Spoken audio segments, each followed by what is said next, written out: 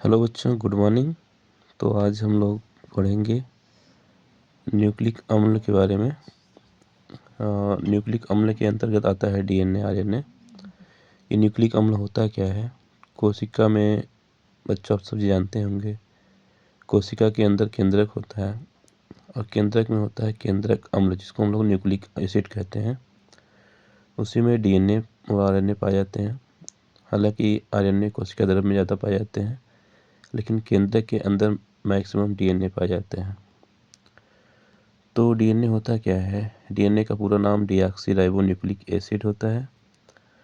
और डीएनए की ये संरचना बहुत ज़्यादा पूछा जाता है परीक्षा में, जो कि 3D स्ट्रक्चर है।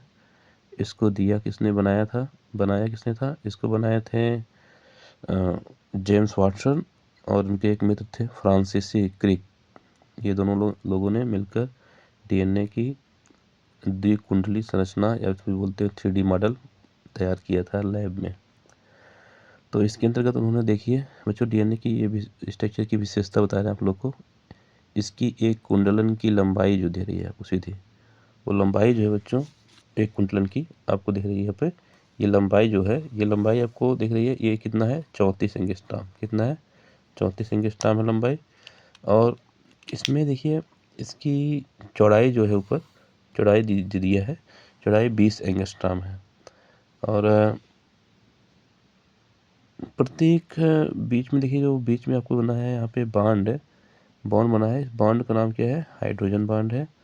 और इसके अंदर जो नाइट्रोजनी क्षार है ATGC, ए का मतलब होता है एडिनिन, टी का मतलब थायमिन, जी का मतलब गुआनिन, सी का साइटोसिन। और जो भी इसमें बॉन्ड लगा हुआ बच्चों, हमेशा शुगर से जुड़ेगा। देखिए यहाँ पे जो हेलिक्स है, हेलिक्स मतलब जो दो फीते के जैसे बना हुआ है, इस हेलिक्स में देखिए sugar phosphate, sugar phosphate, sugar phosphate, ऐसे है ना। तो जो यस है, यह शुगर है और पी फास्फेट है, और यहाँ से जुड़ा हुआ है।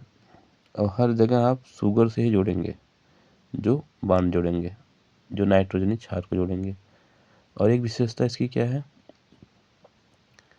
प्रत्येक बॉन्ड के बीच की दूरी जो है, देख रहे हैं, एक हेलिक्स से दूसरे हेलिक्स के बीच की दूरी जो है, वो कितना है?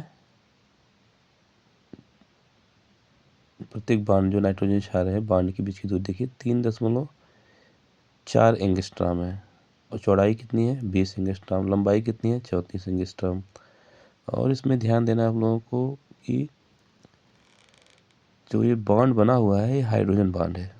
हाइड्रोजन बॉन्ड दुर्बल बॉन्ड होता है, इसे वीक बॉन्ड कहते हैं, जिसको टेम्परेचर ज़्यादा नहीं, अधिकतम टेम्परेचर 70-80 डिग्री सेल्सियस तक टेम्परेचर दे के इसे आसानी से तोड़ा जा सकता है। या फिर अम्लीय या क्षारीय माध्यम में रखेंगे तो भी ये बॉन्ड ब्रेक हो जाता है, जिससे डीएनए की जो दोनों स्टैंड है वो बिखर जाते हैं।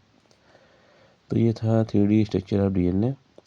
इसी प्रकार आरएनए का भी स्ट्रक्चर आप लोग देख लीजिए। आरएनए का स्ट्रक्चर जो होता है वो डबल स्टैंड नहीं होता है। कुछ जगह तक इसका जो होता है डबल स्टैंड होता है, फिर वो सिंगल स्टैंड में कन्वर्ट हो जाता है, आपस में ऐसे कुंडित हो जाता है अनियमित आकार में। तो बच्चों, आरएनए का स्ट्रक्चर ऐसे होता है। इसके जो नाइट्रोजन क्षार होते हैं, एडेनिन होते हैं, थायमिन, गुआनिन, और साइटोसिन जगह पे यूरेसिल होता है। ये आरएनए का संरचना होता है। हालांकि इसमें हम आप लोग को समझाएंगे बच्चों, डीएनए और आरएनए में अंतर क्या है, ये परीक्षा में पूछता है। चलो उसको देखते हैं। तो आप लोग संरचना देख लीजिए अच्छे से, 2-3 बार प्रैक्टिस कर लीजिएगा। एक चीज़ और ध्यान देना आप लोग को, स्ट्रक्चर देख रहे हैं, जो दोनों स्टैंड है एक के ऊपर एक है, ये आप लोग बहुत विशेष ध्यान देंगे। दोनों को इंटरक्रॉस नहीं करना है। आप लोग देख रहे होंगे, मैं डायग्राम को जैसे बनाया हमने, पहले एक स्टैंड नीचे है तो एक ऊपर है। इस चीज़ को विशेष ध्यान दीजिएगा बच्चों आप लोग। इसमें देखिए एक 5 प्राइम है और एक 3 प्राइम, मैंने इसको छोड़ दिया था, बना दे रहे हैं हम।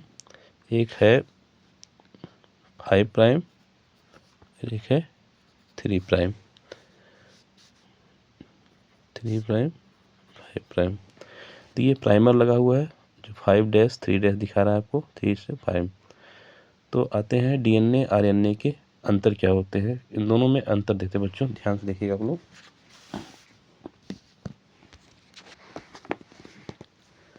तो अंतर देखिए, डीएनए आरएनए में अंतर आप कैसे लिखेंगे। कॉलम बनाएंगे, सीरियल नंबर डालेंगे और एक तरफ डीएनए एक तरफ आरएनए। डीएनए जो होता है डीऑक्सी राइबो न्यूक्लिक अम्ल होता है, आरएनए क्या होता है राइबो न्यूक्लिक अम्ल होता है, जो कि इसका फुल फॉर्म ही है। ठीक है, पहला अंतर ये हो गया।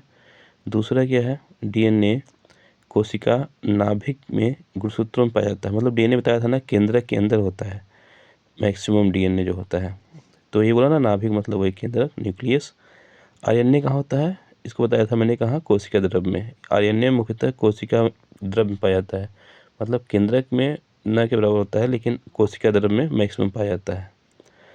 तीसरा क्या है बच्चों, डीएनए द्विकुंडलित होता है, जो कि भी स्ट्रक्चर मैंने दिखाया, और ये दोनों रज्जु विपरीत दिशा में कुंडलित होते हैं। मतलब ऐसे एक दूसरे के ऊपर देख रहे थे ना आप, यहाँ पे विपरीत दिशा में कुंडलित हुए हैं। और आरएनए क्या होता है, आरएनए जो होता है बच्चों ये समानतः एकल रज्जुक होता है रूप में पाया जाता है, मतलब सिंगल स्टैंड में, मतलब कहीं डबल कहीं सिंगल, मतलब मैक्सिमम सिंगल, कोई नियमित आकार इसका नहीं होता है। नेक्स्ट अंतर चौथा क्या है, डीएनए में डीऑक्सी राइबोस शर्करा पाई जाती है, आरएनए में राइबोस शर्करा पाई जाती है। ठीक है, तो बताए थे आप लोगों को। और नेक्स्ट वन क्या है, डीएनए में एडेनिन, ग्वानिन, साइटोसिन, थाइमिन पाए जाते हैं, और आरएनए में भी वही पाया जाता है लेकिन एक चेंज होता है बच्चों।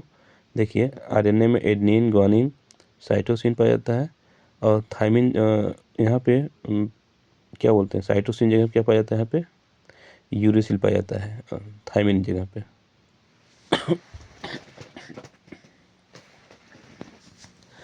अब बच्चों डीएनए जो होता है ये आनुवंशिक पदार्थ होता है सभी जीवों का। आरएनए डीएनए के साथ पाया जाता है, यह भी आनुवंशिक पदार्थ होता है लेकिन सभी जीवों में नहीं होता है।